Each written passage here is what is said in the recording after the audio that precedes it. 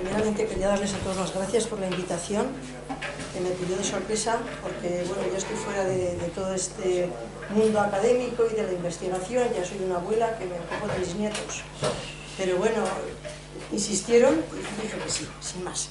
Entonces yo lo que vengo a hablar aquí de Descomunal en Navarra, de lo que significa la casa en Navarra para poder tener aprovechamientos vecinales.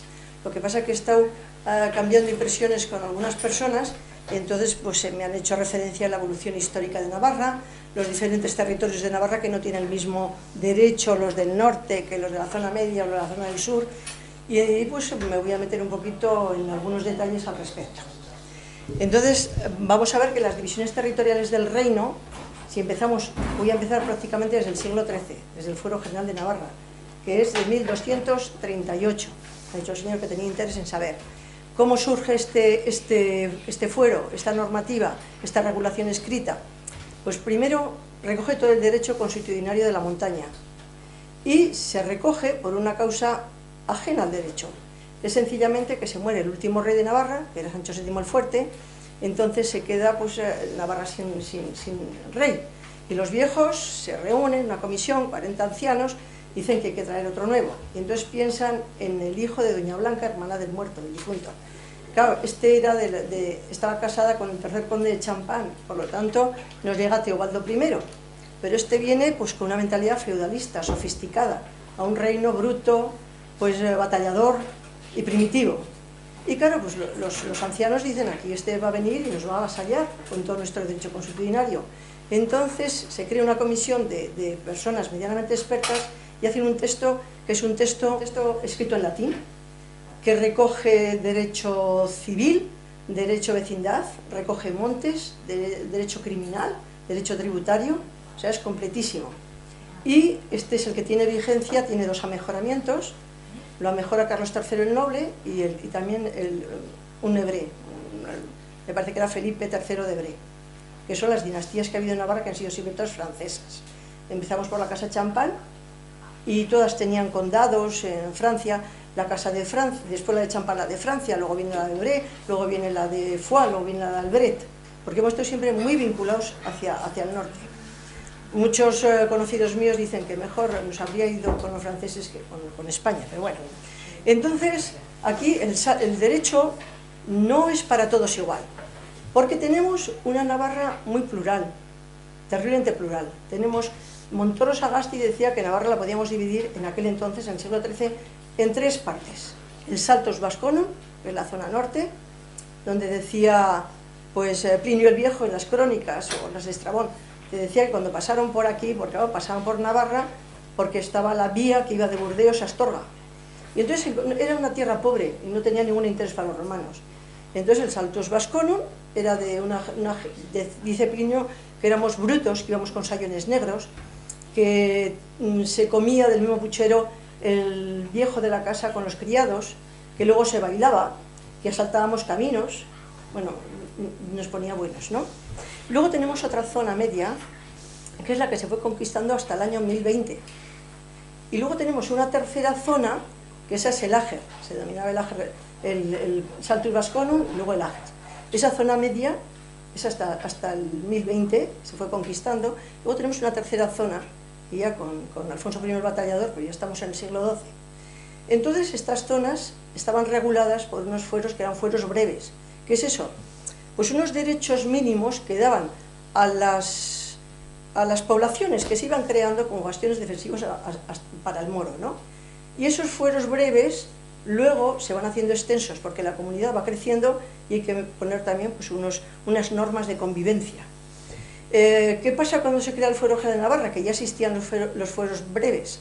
Pues que hay un periodo del siglo XII al siglo XIII y luego hasta que llegamos a ser provincia, llegamos a perder la jefatura de nuestros primeros reyes y pasamos a formar parte de la corona castellana, aunque me parece que en el escrito ponía algo así que éramos dos reinos bajo una corona, porque nosotros éramos ecoprincipales a Castilla.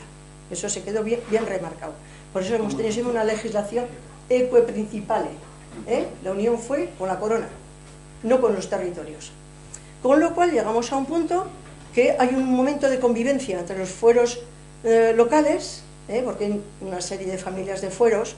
Está el fuero de Tudela, el fuero de Jaca, el fuero de la Novenera, y esas familias que son, pues que se da el fuero a un pueblo, y luego todos los de alrededor que tienen las características físicas, climatológicas y antropológicas parecidas, pues se les extiende el fuero. ¿Qué pasa con ese territorio de conquista? Pues que el rey tenía la propiedad inminente, y entonces el rey con ese terreno, con esas tierras de debajo de Navarra, de Pamplona, las del sur, hace lo que le da la gana. Las dona a monasterios, a la nobleza, las vende cuando le parece oportuno, y luego crea todos estos pueblecitos con los pecheros o trabajadores rasos. Entonces eran la Ribera de Navarra ha sido pobre, muy pobre, porque tenemos que hasta mitad del siglo XX la gente no tenía poco más. Mira, leí una vez un librico, ahora me viene a la mente, de un viajero del 19 que se quedó sorprendido de cómo éramos en la montaña y cómo era en la ribera. Dice que tenía poco más que la azada y la alpargata. O sea, se dio que quedar sorprendido, porque había muy poco campesinado autónomo, eran casi todos pecheros. Entonces, bueno, ¿A qué llamas pecheros? los que pagaban la pecha. Era... que pagaban rentas. No es renta. La pecha es un impuesto que se pagaba al rey, porque, como os he dicho, hay cantidad de pueblos que tenían la propiedad inminente del rey y ponía su gente. Luego, hasta la desamortización de Mendizábal, me parece que es de 1854, pues los monasterios y el clero tenían muchísima propiedad, y había pecheros y abadengo, gente que trabajaba para el clero. Y luego estaban gente que bueno, tenía en la zona media, en concreto la nobleza baja, que eran los infanzones, que tenían pues muchísima fuerza, ¿no? Y ya habéis oído hablar todos de los infanzones llobanos, ¿no?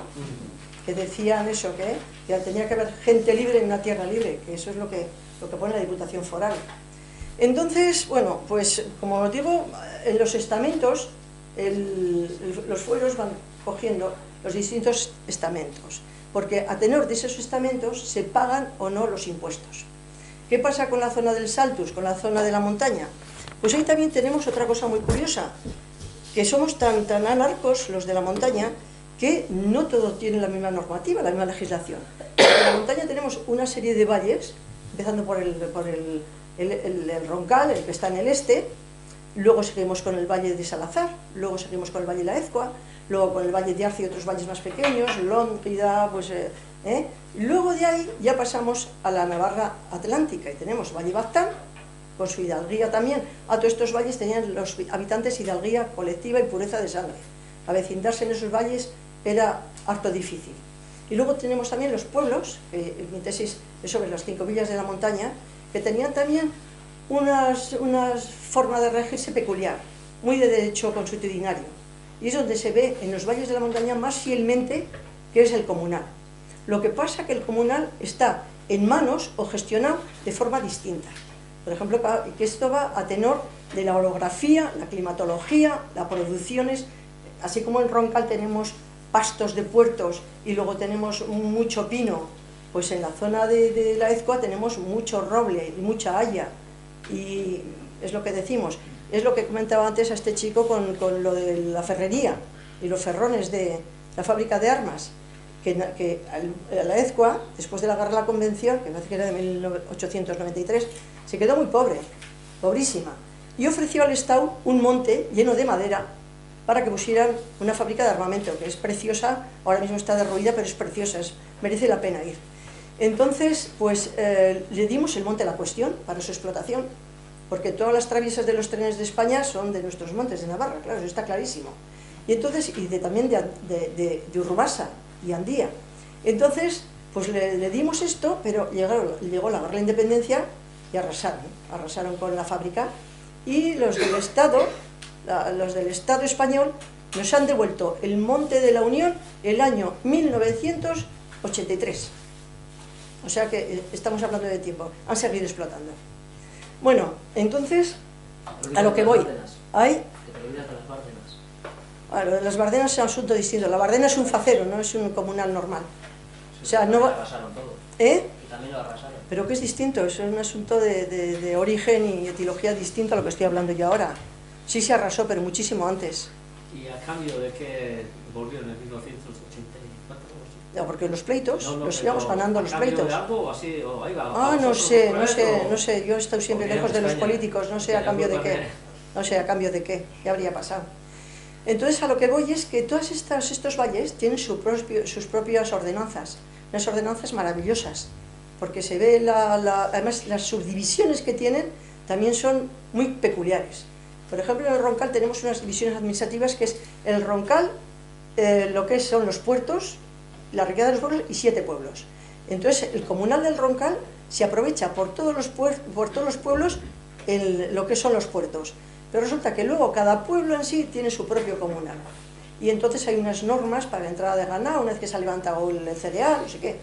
Vamos al Valle de Salazar, y el Valle de Salazar también se divide por la propiedad comunal de forma muy diferente, se divide en quiñones.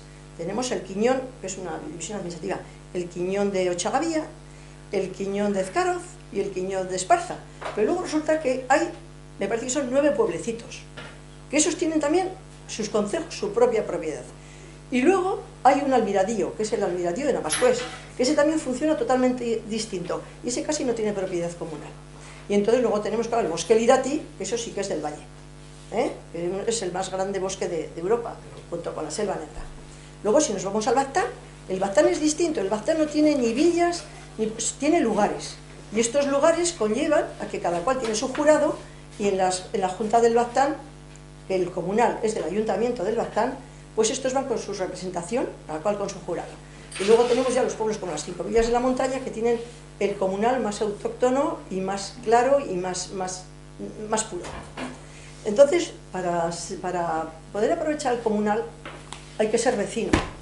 Entonces el fuero general era muy curioso, porque para ser vecino él ya regulaba el fuero de cómo se podía ser vecino y también de cómo debía ser una casa. Una casa no era una cosa cualquiera. Una casa, dice el fuero general, que tenía que tener algo así que como 3 vigas en luengo, de a 20 codos cada una, sin contar la anchura de las paredes, y que tuviera salida por delante y por detrás, y que esa salida tuviera la posibilidad de tener terrenos que dieran trigo de 20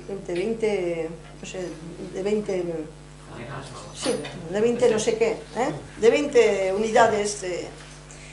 Entonces, bueno, pues a lo que vamos, que es lo que estudio yo realmente, y que entonces vemos que normalmente después del siglo XV estos pueblos tienen todas sus propias ordenanzas, que se las dan en bazar. Estas ordenanzas también recogen forma de aprovechamientos, plazos de llevar los bueyes a los boyerales, plazos de entrada y salida del ganado lanar, el comunal normal, que es la madera, lógicamente, la madera que es para fuegos, que se hacía con las limpias y las sacas. Luego tenías la madera de construcción, luego tenías la madera de venta, y luego tenías también la madera de carbón. ¿Qué pasaba? Que en todos esos sitios, aparte de todo esto, pues también tenías el comunal de las hierbas y luego de los frutos secos. Era normalmente una economía de subsistencia, entonces el comunal era fundamental.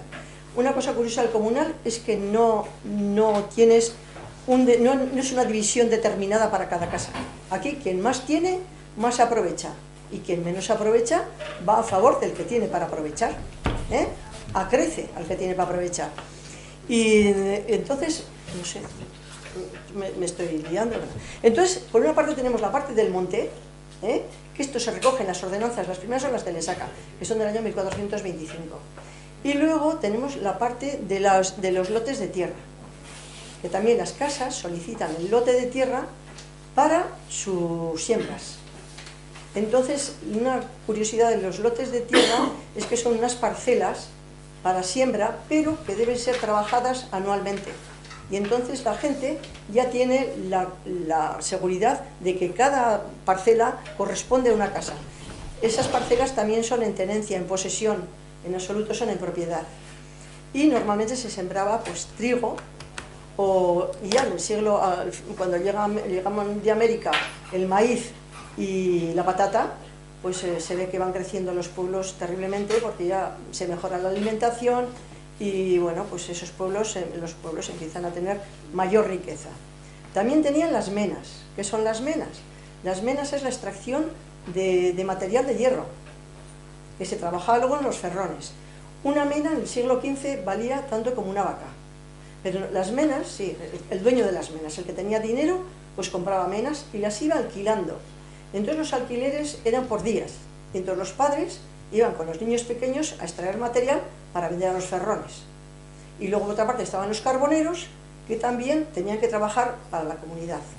Tampoco eran beneficios privados. Lo de las menas sí, era de ellos. ¿Qué hacían en Cinco Villas concretamente? Hacían espadas. Y esas espadas son las que se exportaban por el puerto de Bayona hacia Inglaterra.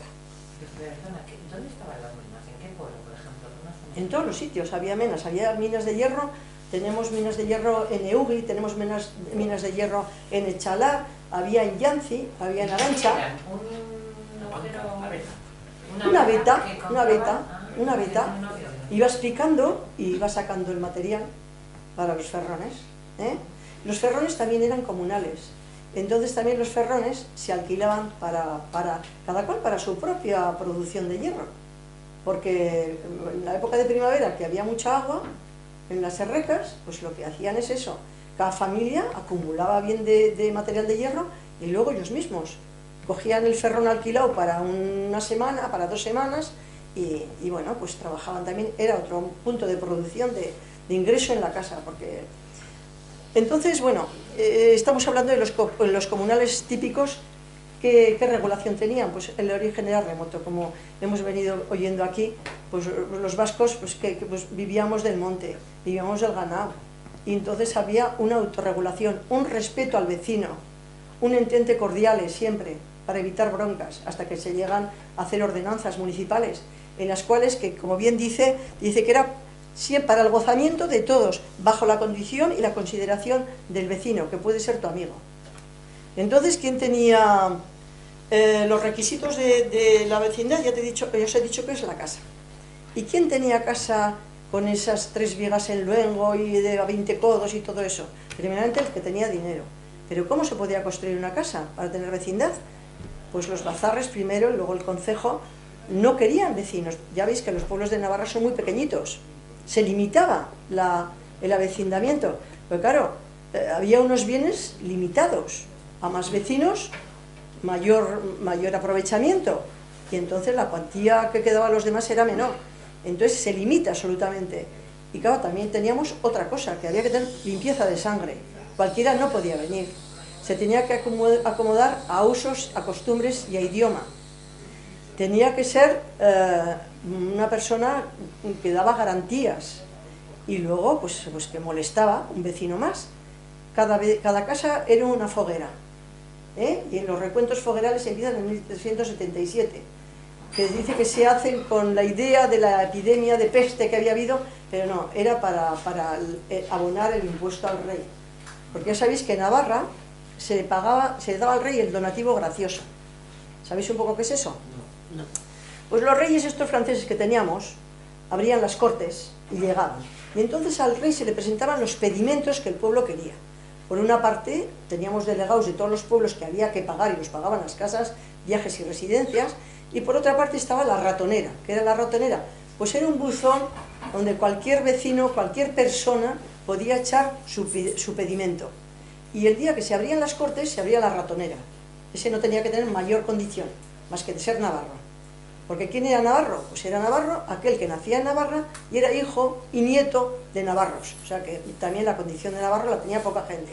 ¿Y qué pasaba con ser navarro? Pues porque tenía beneficio en no ir a la guerra, más que 3 días, tenían beneficios en la hora de los impuestos, tenía beneficios también de no pagar peaje, porque hubo un rey, a veces los caminos estaban abiertos, pero me parece que era Carlos II el Malo, en 1775, que vino de París y se le ocurrió que tenía que empezar a cobrar él también de los caminos, cuando realmente los caminos era en Auzolán lo que hacían los vecinos, que los mantenían, ¿no? Como los puentes y otras muchas cosas. Entonces este rey pues puso las tablas, unas mesas, y entonces cada quien que pasaba por el camino tenía que pagar sobre los productos que transportaba, menos los que éramos autóctonos o los navarros. Los demás, todo el mundo tenía que pagar y entonces los tablajeros este señor, este rey, sacaba a pública subasta la posición de tablajero. Él no se ocupaba de la administración de esto. Entonces el judío de turno le daba un montón de dinero y él colocaba a sus personas, se dedicaba a cobrar Entonces los navarros también estaban exentos del pago a las tablas.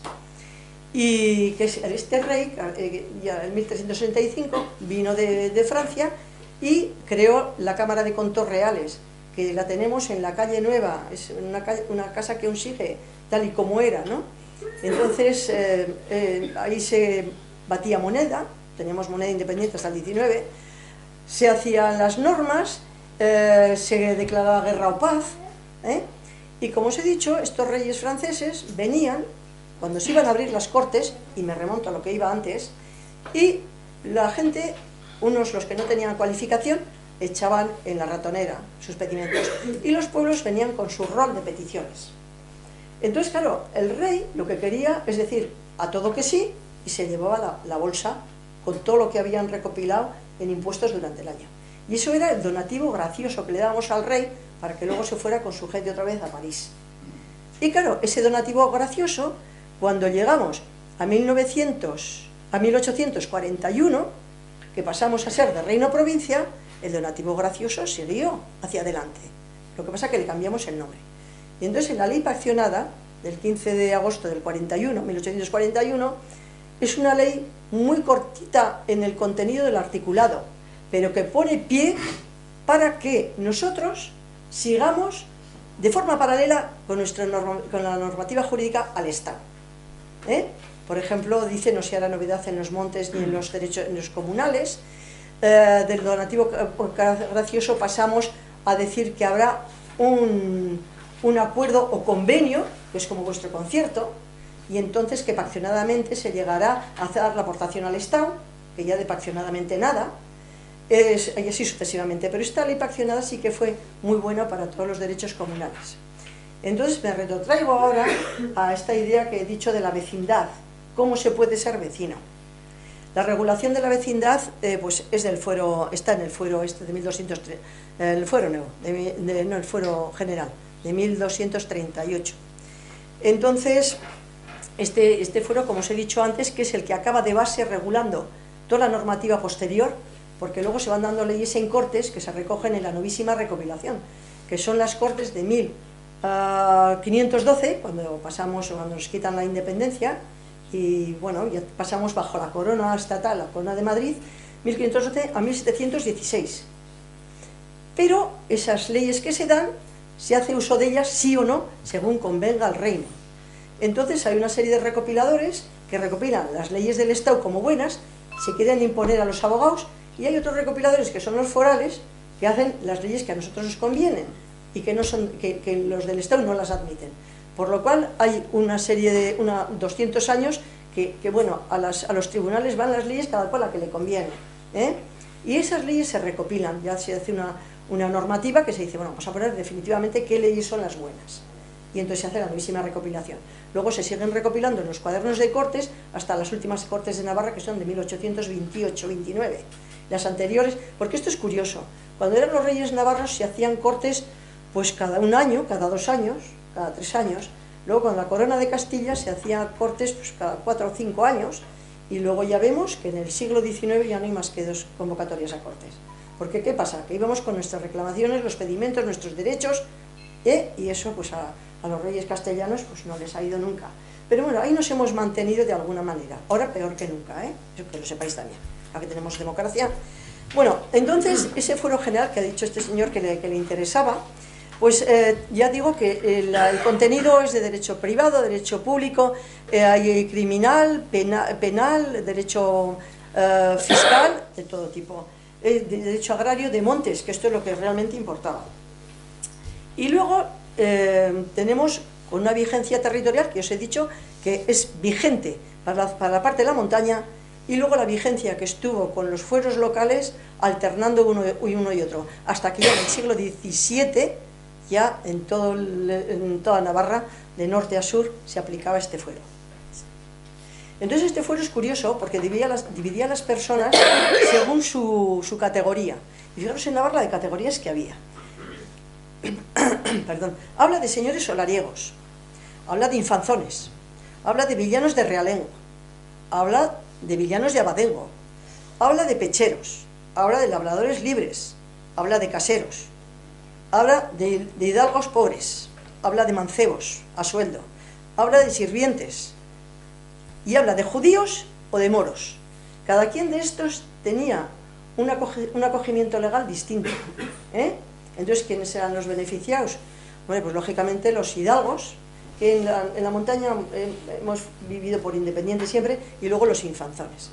Los infanzones eran aquellas personas que les dieron el título, era nobleza baja, y les dieron el título de infanzón porque Sancho VII el Fuerte tenía alrededor de ellos unos señores que habían demostrado su nobleza, su apoyo a la corona y todas esas cosas, y entonces venían de pueblos de la montaña, porque pues eso, abundando en la hidalguía de los de arriba, en ese recto forma de ser y de estar, y de demostrar que ante la casa, que bueno, era una categoría, un nivel, es de casa tal, ha tenido una trayectoria histórico, personal, económica y jurídica intachable, pues eso ya te da una garantía de vida, ¿no? Entonces este nombró infanzones y les dio todas las tierras de Oanos, y entonces por eso unos apellidos eran los Jáuregui, Redín, Jaurrieta, una serie de... y ahí han estado hasta ahora, hasta hace 100 años los infanzones han tenido sus beneficios, porque había casas que no pagaban pechas, no pagaban impuestos, eran las casas de hidalgos, las de Cabo de Armería, eran los infanzones, eran, sin embargo, las casas asociadas del norte, esas pagaban todas, para el donativo que os he comentado. Bueno, entonces, la casa no constituye una persona jurídica. Ahora mismo la casa está vigente en el Fuero Nuevo, la Combinación de Derecho Civil Foral Navarro, y la casa, ahí se regula todo sobre la casa ahora mismo, porque en el Fuero Civil Foral vigente te dice claramente, en la prelación de fuentes, que la primera es la costumbre, incluso contra legen. O sea, si tú vas a un juicio y dices, y además la costumbre local tiene más fuerza sobre la general, si tú vas a un juicio y demuestras que eso ha sido costumbre y además puedes demostrar que así ha sido, no importa la ley que te quieran imponer, que en Navarra eso no sirve para nada. Bueno, entonces las casas, digo que si constituyen una persona jurídica, las casas son base de obligaciones y de derechos. Y los amos de cada periodo, decimos la palabra amo, pero el amo en las casas no ha tenido concepto de propiedad, más que de gestor, por un periodo determinado. O sea, no, yo soy dueño de esta casa, no, yo estoy gestionando esta casa, en este periodo hasta que venga mi hijo, o mi yerno, o quien fuera. Entonces, bueno, estos se obligan primeramente a mantener su nombre, porque la gente no se llama ni Pello ni María, la gente es la chiquita de casa tal, o sea, da el nombre a los que viven en ella. Y luego, bueno, mantiene su unidad, tienen que mantener la progresión, porque hay que mejorarla en vez de empeorarla, pues es responsable económico de los pagos, de todo tipo de pago, de la gente que vive en ella, tiene que vestir a la gente a tenor de la casa, tienen que pagar. Fijaros, yo vi unas capitulaciones matrimoniales que me quedé sorprendida, de un pueblo de la montaña, donde en las capitulaciones, que os explicaré luego qué son las capitulaciones y quién las otorga, decía el hermano al hijo que, cuando se hacen las capitulaciones, que tiene el hermano en las Américas, eran del 1700 y pico, y que si el hermano quiere venir a enterrarse a Yanci, a Eganchi, que lo tendrá que traer. O sea, las obligaciones estaban impuestas ya, y como el que asume una casa, pues realmente pues es una carga más que un beneficio. Bueno, pues tiene que tener la defensa del patrimonio material y por supuesto del inmaterial. La heredará el hijo mayor, el más hábil. Entonces, normalmente, al frente de la casa durante ese periodo, será el titular de los derechos, obviamente, y este nuevo amo normalmente se busca por los padres. Si no hay un nuevo amo, un hijo, pues se buscará por los padres a la hija, que va a ser la dueña, un marido. Entonces el marido deberá ser, se le hará boda, el marido deberá ser del mismo nivel de la casa, porque tendrá que traer sus arras, si es mujer la dote, que eso pasará aparte del patrimonio de la casa, y entonces se busca la persona pertinente. ¿Cómo se busca el marido? Pues el Fuero General te dice claramente, Tú buscas un muchacho, como os digo, que sea recio, fuerte, bueno, inteligente, capacitado. Sí, sí. Y entonces se lo presentas a... Se lo presentas a la... y con dote. Entonces se lo presentas a la... Lo que pasa es que el dote era poco, ¿no? Entonces se lo presentas a la hija. La hija te dice que no, un viaje. Te presentas otro. Te dice que no, otro viaje. Y sin embargo con el tercero tiene que tragar. Le guste o no le guste. ¿Qué pasa si la heredera, si si es la hija? ¿Y qué pasa si el heredero es el hijo? Pues en ese caso, la que busca la doña joven suele ser la abuela. Dice, entre estas chicas, luego tiene que convivir con ella. Bueno, entonces se formaliza la unión mediante capitulaciones matrimoniales, como os he dicho, en unas donaciones proternuncias. Y en esto es curioso, una casa es plurinuclear, porque hay amos viejos, amos jóvenes, están los nietos, están los criados, porque siempre hay alguno que están los chicos acogidos, que en Navarra tenemos la figura del acogido también, no sé si aquí hay. ¿Solterones? No, acogidos. Los acogidos son los chicos que normalmente no tenían padre, y entonces los cogías y les dabas el apellido, pero no heredabas. Y los tenías dentro trabajando en la casa. Bueno, pues así son las cosas, que la casa era así. En el momento que entra el ama joven, normalmente el ama vieja se limita a la cocina, y que vieja, que no suelen ser tan viejas, pero no, se limitan a la cocina y a dirigir la orquesta con la mirada. No dicen nada, pero ahí está. Sí, sí. Entonces, la que entra nueva, pues es la que tiene que hacer todo. La crianza de los hijos, que ahora son pocos, pero estamos hablando del siglo XVI, XVII y XVIII, eran muchos los hijos, porque ahora todos tenían que aportar, todos tenían que trabajar. Y ella, la más joven, se dedicaba, tenía muchísimas funciones, porque tenía la educación de los hijos, el tratar a los abuelos con cariño y con apoyo. Tenía normalmente las vestimentas, tenía que hacer la iglesia, tenía que llevar la casa, apoyaba en el campo cuando había que ir a coger helechos o a cortar heno, o normalmente el ganado estabulado, los cerdos y tal, lo llevaban también las mujeres de la casa. Normalmente el queso, el marido estaba en el monte con el ganado, el queso hacían las mujeres de la casa. Las ropas hacían las mujeres de la casa. A los velatorios tenían que ir las mujeres de la casa. Y el fuero general, pues, tiene una cosa muy curiosa que me sorprendió cuando lo leía ya en su tiempo, cómo dos mujeres nobles y de honestidad reconocida tenían que ir a los partos de la persona que daba luz, que se había quedado viuda 12 meses antes, o antes.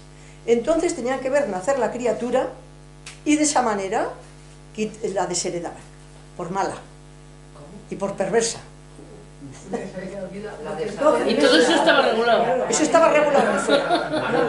Entonces por malas y por libertina. Entonces, bueno, pues esa ya la desheredaban. Además es muy didáctico el fuero, porque te dice, cuando ve al niño entre las piernas, no sé qué, Entonces, pues la mujer tenía que hacer todo, era el alma y vida, Entonces, los hijos del pajar, ¿o cómo era aquello? Eso es del siglo XVIII, XIX. Bueno, eso te dije yo en plan chistoso, los hijos del pajar. Pues los curas de los pueblos han llevado siempre pues, unos cuadernitos donde venían los nacimientos. Y entonces los nacimientos de casa tal. Pues el 23 de octubre, no sé qué, nace José de casa fulana y tal.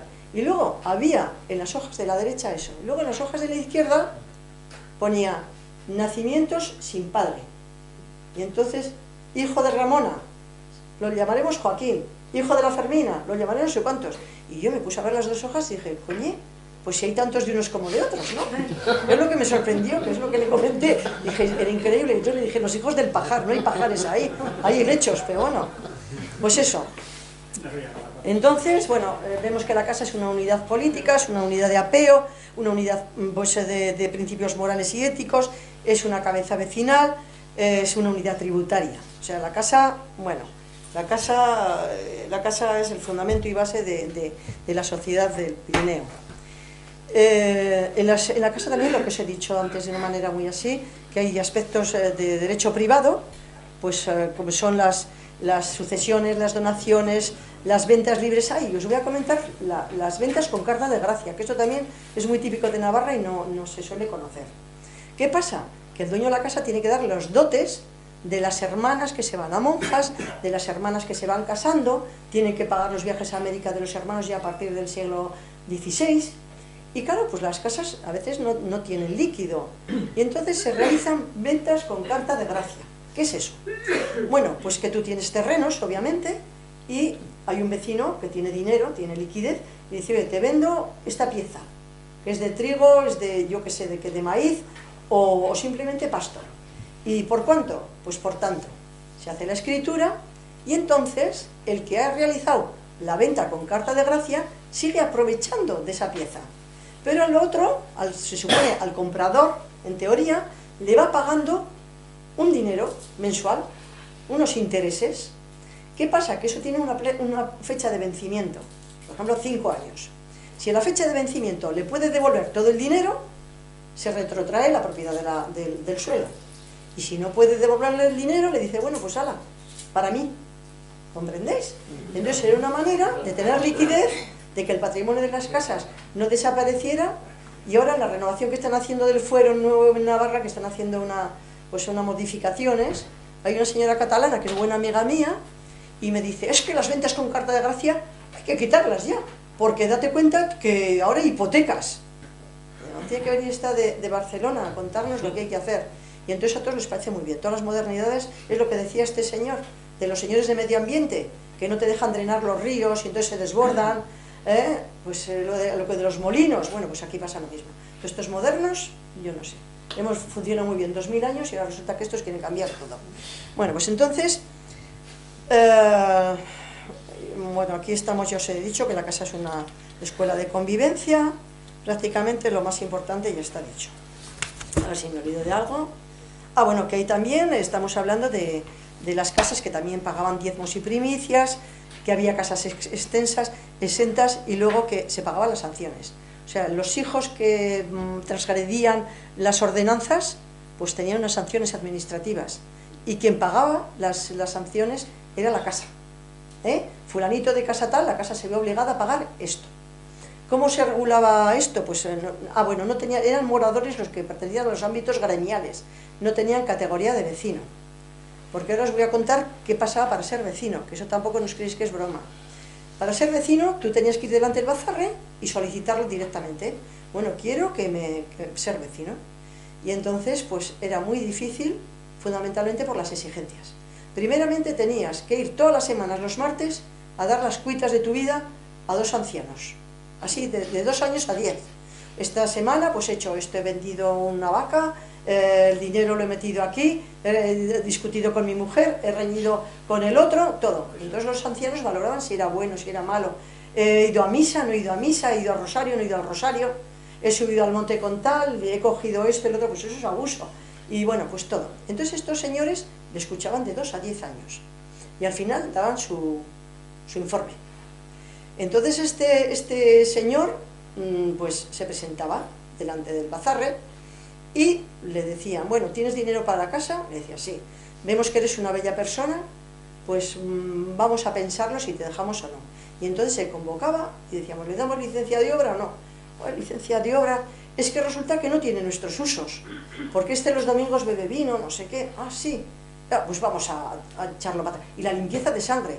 Hombre, los valles pirineicos todos tenían limpieza de sangre. Entonces, todos los de los valles del Baztán, Roncal, tal, eso se podían avecindar donde les daba la gana de entrada. ¿Pero qué pasaba con las casas de los segundones? Pues claro, la casa principal es la casa principal, pero tenía bordas de acubillar que si no tenías para pagar el dote para la hija o las arras para el hermano, decías, oye, pues mira, tienes la borda, vete a vivir. ¿Y esos tenían derechos? Pues no tenían derechos, pero como era una casa filial de la principal y no había límite en el aprovechamiento de la principal, pues todos aprovechaban el del bordel y la de la casa principal. Y esos normalmente son los que luego pedían el avecindamiento cuando iban a mejorando. Y con eso no solía haber, como eran hijos del pueblo, no solía haber problemas.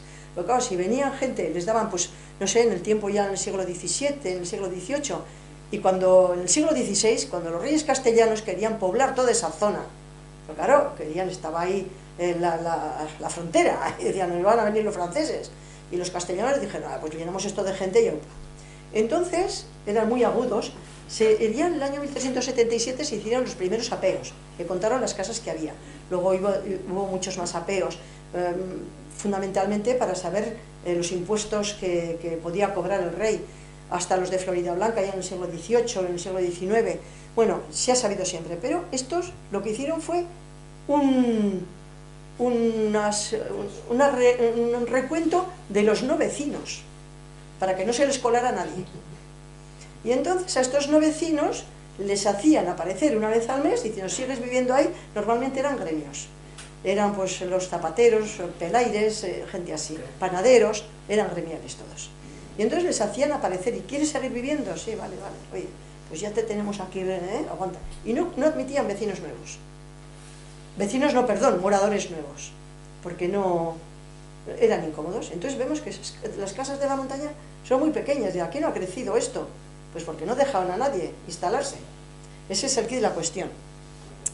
Entonces, ya en el aspecto administrativo, sabemos que funcionan mediante bazarre y con ordenanzas municipales, que se las dan ellos mismos, hasta que empiezan ya en el siglo XVII, 1600 y pico, a convenir que realmente pues, se necesitan unas personas para la gestión directa.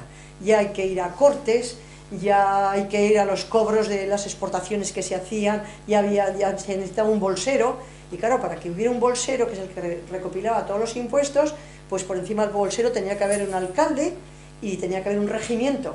Entonces ya, de las personas más cualificadas, se hacían las insaculaciones, se ponía una bolsa, cada cual metía los nombres de quien creía que iba a salir, en una mano de un niño, sacaba y decía, pues mira, este va a ser el alcalde, fulano de casa tal. Entonces tenían un periodo que se estipulaba, pues serás alcalde durante 3 años, 5, lo que fuera. Cada ordenanza viene distinto tipo de alcalde, y de plazos de alcaldía. Y pues así funcionó, hasta que luego, más adelante, pues ya vemos que las cosas van cambiando, se va organizando conforme Dios manda, también mediante elecciones libres, lo que es un ayuntamiento. El bazarre ya solo forma parte para poner freno a las acciones del ayuntamiento y para pedirles cuentas. Y luego ya tenemos las Cortes de Navarra de 1717, creo que era, que crean las juntas de veintena. ¿Qué eran las juntas de veintena? Pues las juntas de veintena eran 20 individuos del pueblo, también de probada honestidad, que en vez de bazarre, porque se acaban los bazarres, aunque las ordenanzas decían que se castigará aquel que no le deje hablar al vecino, o las broncas que había, pues van creciendo los derechos, los medios económicos, y era un caos, y las obligaciones de pago. Y entonces se crean las juntas de veintena, para pueblos que tienen más de 80 habitantes. Las últimas Cortes ya, que son de 1827, se crean las juntas de quincena y oncena. Las juntas de quincena para los que tienen 50 habitantes y las de oncena para los más pequeños. O sea que ni siquiera en los concejos pequeños existe ya el bazarre. Lo que pasa es que vamos a ver, si es un pueblo pequeño y resulta que no hay más que 11 habitantes, pues una junta de oncena, ¿no? Bueno, la lucha contra Madrid ha estado siempre presente, siempre. Entonces ya llegamos a ser en 1841, después de la Tercera Guerra Carlista y el abrazo de Vergara, pues resulta que pues las Cortes deciden que, bueno, que ya de reino nada, que pasamos a ser provincia y que aquí se acaba todo. Y entonces, pues bueno, se pasa a provincia, y como os he dicho, con la ley paccionada, lo que se hace es, mediante 22 leyes, regular de una manera muy escueta, para que no les cogieran el rechazo, y cada ley de esas luego ya se desarrollaría. Esa fue una postura muy inteligente. Entonces, eso es de 1841, entonces ya tenemos la ley paccionada, y luego nos quieren imponer la ley de montes de 1855 nacional. Entonces se va junto con los alaveses a decir, no, hemos tenido autonomía siempre en montes, en pastos y en comunales. Y de una manera muy expeditiva, dice, bueno, pues ahí os quedéis con lo vuestro, no se puede expropiar nada, y entonces consintieron que alaveses y navarros siguiéramos funcionando de manera que nuestras propiedades sean nuestras, nuestra gestión nuestra, nuestros aprovechamientos nuestros. Y entonces se pone freno a Castilla, porque nos estaban arrasando con Aralar y Urbasa, o sea, arrasando, se llevan toda la madera. Bueno, entonces, ya como he dicho, que ya os he dicho antes, los naturales, las ventajas que tenían, que no podían ser juzgados fuera del reino y por tribunales extranjeros, todas esas cosas. Y luego ya vamos No a... pasaría, lo de Alsacia no hubiera pasado, ¿verdad? Pues no sé. No se podían salir de Navarra ni de Vizcaya. No. Estaba prohibido sacarle. Sí, los tribunales tenían juzgar que ser ninguno fuera navarros de casa. y en la primera Eso instancia... existe explícitamente en el pueblo vasco también. El También. pueblo vizcaíno. Pero ahora ya no, ¿no? Bueno, ahora ya No sé. hacen Ahora caso. no, ahora Sí, Te la acusarían de brujería, por ejemplo. sí, exactamente. Terrorismo y luego a Logroño. El siglo XIV fue nefasto para Navarra, como sabéis, hubo la peste, bueno, la matanza de judíos. Pero claro, los judíos eran los prestamistas de los señores, de los nobles y tal, y los reyes. Debían de dar mucho dinero, bueno, pues, para no tener deudas matamos al prestamista y ya no debemos nada, ¿no? O sea, Navarra ha tenido siempre una historia muy compulsa, porque siempre hemos estado en batallas, siempre con guerras y acabamos con las 3 guerras carlistas y bueno, pues que también fue eso. Navarra está dividida, primeramente con beamonteses y agramonteses. Los beamonteses trataban de facilitar al rey castellano un poco la entrada. Los agramonteses, en un primer momento, si cogéis las leyes de Cortes, ves que a Pierre de Tudela pues lo despachan de Navarra, pero luego resulta que estás leyendo 10 años después y resulta que el rey le da al Beaumont, que ahora está en contra del rey castellano 10 años después, le da pues una cantidad de beneficios de una serie de pueblos que le tienen que pagar a él, pues increíble, porque también los impuestos de los pueblos también iban a veces a la nobleza.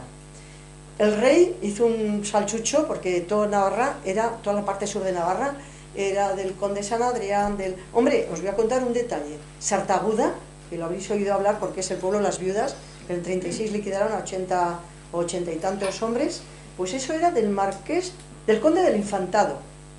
Yo creo que la Diputación Foral tuvo tanta vergüenza de que se quedaron todas las mujeres viudas ahí, porque los habían asesinado, que le pagó 45 millones al conde del Infantado en 1945 para comprarle el pueblo con las tierras. O sea, estamos llegando a fechas actuales con todo esto. O sea, Navarra ha sido una cacicada siempre y sigue siendo. Unas veces en manos de uno, otras en manos de otro, sigue siendo una vergüenza. Bueno, entonces, pues eso, hemos estado muy diezmados, siempre con guerras. Luego tuvimos que muy duramente la guerra de la Convención, donde quemaron muchos pueblos de la montaña. Tuvimos la guerra de independencia, donde Napoleón también se puso morado con nosotros, las guerras carlistas. O sea, hemos estado siempre dándonos cocas por una cosa o por otra. Amparo, Y ya... Perdona, que me quedo con la cosa. ¿Y para qué les sirve a las viudas que el le dé los millones al infantado? Pues iban las viudas, porque así tenían ya con los hijos su trozo de... porque ya era del pueblo, se crea un municipio autónomo. O sea, lo que hace Madrid es pagar. No, Madrid no. La Diputación Foral de Navarra le pagó al conde del Infantado 45 millones para comprarle el pueblo ¿Y a las viudas? A las viudas no, crea un ayuntamiento. Pero una cosa es estar, que tus hijos no tienen que seguir trabajando para el administrador del conde, y otra cosa es que digan, ahora repartieron lotes de tierra. Y entonces en Sartaguda cada cual tiene su lote de huerta para sus espárragos, para sus tomates y para sus no cosas. son propietarios, pero que las usan. Exactamente, Vale. es una manera de usufructo, Y entonces, no sé si son propietarios, ya me enteraré. De ser ahora requiere son simbólicos. Bueno, no sé. Bueno. Entonces a lo que vamos ya, pues de las chandras o amas de casa, yo os he contado. Perdona, entonces después de tanto luchar por las tierras y por los comunales y eso, gracias a eso también, los criminales también se aprovechan del reparto de tierras. Sí, también, sí. Así ¿Dos pasa. veces? Dos veces. Oh. Y ya, pues ya os iba a hablar un poco de cómo va acabando esto de los comunales. Chandras, en el fuero general les llaman chandras. Sí, y bueno, pues eso, ya os he dicho que además ellas gestionaban junto con el marido, y se dejaban aconsejar por los viejos, que tenían la experiencia. Había un entente cordial, y yo eso lo he vivido, ahora menos, ya de 10 años para aquí mucho menos. Y eso lo he vivido también en la Baja Navarra, cuando yo era cría, pues aún se juntaban a la salida de misa los hombres y discutían las cosas que veían que tenían problema. Oye, pues esto habrá que hacer así, ¿sabes? En la Santa Iglesia se juntaban. En la Baja Navarra funcionaban de forma parecida. Y la Baja Navarra, los últimos reyes de Navarra, que es la Catalina de Foix y Juan de Albret, se llevaron el fuero general de Navarra hacia la Baja Navarra. Y ellos se instalaron en Po. Y entonces me he acordado hace un mes que tengo un libro escrito sobre todo eso con una amiga que era de la UPV de San Sebastián, y hace poco le dije, oye, ¿sabes que tenemos esto escrito? ¿Qué me dices? Ha pasado cáncer y bueno, la quimioterapia y eso, si se nos ha olvidado. Entonces voy a ver si busco una editorial, porque me parece eso también, de si hay aquí alguien que... ahí está, no quiero dinero, quiero que me lo publiquen. Entonces, mira, yo no sé, pero leí la época enciclopédica y Altadil, si es que tiene una enciclopedia muy famosa, Altadil, que todo el mundo la cotejamos, ¿no? Entonces, leyendo sobre las mujeres, me sorprendió porque la impresión que le dieron las mujeres montañesas a Altadil fue maravillosa. Se la leí a mi hija soltera y dice, uy, chica, mamá, vamos a ponerlo en un recuadro. Porque fijaros qué cosas decía. Decía algo así como, a ver, el marido, ¿dónde lo tengo? Altadil, en el periodo enciclopédico, decía algo así como que, mira, describía a la mujer vasca, tanto vizcaína, porque aquí a todos los del País Vasco les llamaban vizcaínos, guipuzcoanos, alaveses, como la del Pirineo, dice que es una mujer de mirada reposada y tranquila. Tiene la gracia de la humildad, la virtud del trabajo y de la obediencia. Es una fuerte defensora de la familia y de los hijos, pero es tan dulce y suave que en sus movimientos que resulta de una elegancia inusitada, aunque vista a usanza remota. Son prudentes como santas. En suma, tienen la viveza y la fuerza de la raza vasca. No digáis que no es bonito, esto es para ponerlo en un cuadro, joder. Sí, porque generalmente siempre nos vienen noticias de que nos ponían verdes, nos ponían que si los romanos, que si no sé qué... Los romanos... ¿Eso dónde las acabas dicho? Del Altadil. Altadil. Es una enciclopedia. Eso es el 19. Entonces el régimen administrativo, bueno, ya como último, ya tenemos la adaptación al régimen liberal. Y entonces tenemos el régimen administrativo, ya sabemos que ya hay un ayuntamiento con un alcalde a la cabeza, con una serie de concejales, con un tesorero, y entonces cómo se crean las juntas de quincena, vincena que os he dicho, y luego pues ya en la apasionada ya os he dicho que sienta las bases para una posterior evolución legislativa paralela a la del Estado. Tenemos el decreto de Calvo Sotelo, que ese fue muy fuerte, del 1924, quería unificar todos los ayuntamientos, todo el régimen jurídico de todos los municipios del Estado. Entonces, en Navarra se dijo que eso era un contrafuero, y se tardó más de un año en la negociación de un decreto ley para que a nosotros nos dejaran regularnos el régimen de montes, el régimen de comunal y el régimen administrativo de forma independiente. Así tenemos que se hace el Reglamento de Administración Local de Navarra, el primero, que es el RAN de 1928, me parece que es, sí, el 28, que es completísimo, es fantástico, lo toqué yo en su momento, toca todos los extremos de la administración. Cambia ahí en ese RAN, ya se empieza a ver que el concepto va cambiando, y luego tenemos una ley de montes que en el artículo 365 te dice también que porque tenemos una ley hipotecaria y de registros y notariados que es de 1870 y tantos, y entonces ya se empiezan a registrar los helechales, que no hablo de los helechales, pero ya sabéis que el helechal tenía una importancia vital, empiezan a registrarse, pero hay unos conflictos ahora muy grandes, porque ahora se están permutando tierras que da la Diputación en una proporción del 25% sobre el 100% que tienen las casas. Está llevando a la muerte a muchos viejos, porque esos helechales realmente se cortaron, ahora son luzberris, y pues ahora resulta que son tierras que las casas las tenían como suyas. Y ahora dicen que no, que eran comunales, y es mentira. Yo he demostrado en mi tesis que no eran comunales, que muchas se compraron, o se dieron dación al pago, porque venían americanos con dinero, y después de tanta guerra los ayuntamientos estaban sin ningún tipo de dinero, no estaban en crisis, y entonces estaban las tierras tú estás utilizando ese Lurberri o ese Lechal, pues ala, para ti no te pago lo que te... los préstamos que daban los americanos. Bueno, pues después de todo eso llegamos a la ley de montes, y en el capítulo 4 te decía, el artículo 365, que ahora se registrarán todos los comunales y montes a nombre de los ayuntamientos. ¿Qué efecto tiene esto? Y se han registrado, claro. ¿Qué efecto tiene esto? Pues tiene el efecto que antes tenían un régimen civil que era mucho más favorable al que poseía o al que... y ahora tiene un régimen administrativo. Ahora el ayuntamiento puede gravar, puede vender, si bien con las quejas de la gente de los pueblos se llegó al punto de que necesitan la aprobación del bazar para hacer todo eso.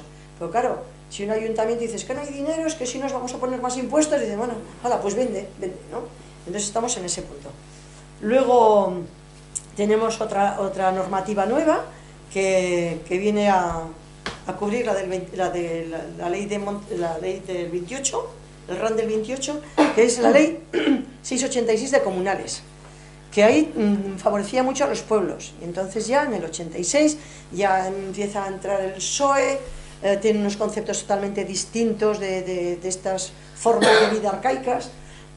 Es normalmente gente de fuera, cuando digo de fuera, son muchos los riberos, es mucha gente hijo de inmigrantes. ¿Verdad? En Navarra hemos tenido un periodo del siglo XX con mucha inmigración, y esto lo comentábamos. Primeramente nos llegaron a principios del siglo a muchos aragoneses a hacer los pantanos y tal. Luego nos llegaron sorianos, que la ribera estaba llena de gente de Soria, con ideas distintas. Luego, en el año 50, nos llegaron pues mucha gente teníamos un obispo, Delgado Gómez, que era extremeño, y entonces las urdes estaban muy mal, trajeron mucha gente trabajadora para la construcción de las urdes. Luego, pues las minas también de Linares y la Carolina, en Jaén también fueron muy mal. Entonces, en la década de los 50, pues fue un crecimiento de Pamplona terrible, porque vino mucha gente de Andalucía. Y luego, pues que eran los que tuvieron peor situación económica, y normalmente esos, pues con la democracia se afiliaron a partidos no con arraigos, sino más distintos.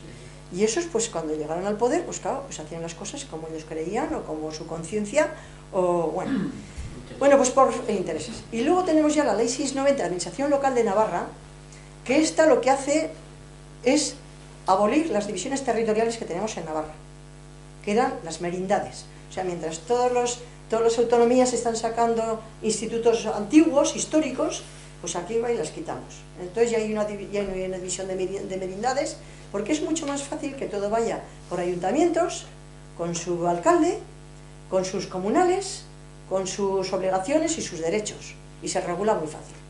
Y entonces las merindades, porque antes había de cada merindad, de cada cabeza merindad, había un representante en la Diputación, que cada cual defendía su merindad. Teníamos la merindad de Tudela, la merindad de Olite, la merindad de Estella, la merindad de las Montañas, y entonces cada cual iba en defensa. Oye, pues es que en la ribera nos falta esto, esto y lo otro. Oye, tenemos que ir por esta vía, por la otra vía. Y ahora tenemos un parlamento con gente que no sabe absolutamente nada, que se lleva una pasta gansa y que le dicen tienes que dar el botón verde, da el verde, tienes que votar al rojo, da el rojo. A ese punto hemos llegado en Navarra. Y bueno, ya nada más. Simplemente deciros que ahora los municipios tienen desde la ley paccionada, antes estaban bajo la mirada, protección y observación del Consejo Real de Navarra. Y después de la paccionada pasaron a estar bajo la Diputación. El Consejo se quedó como algo... Y la Diputación antes, como os digo, estaba formada por esos 5 consejeros. Ahora la Diputación está formada pues por el voto de cada quien. Y aquí acabamos con la historia.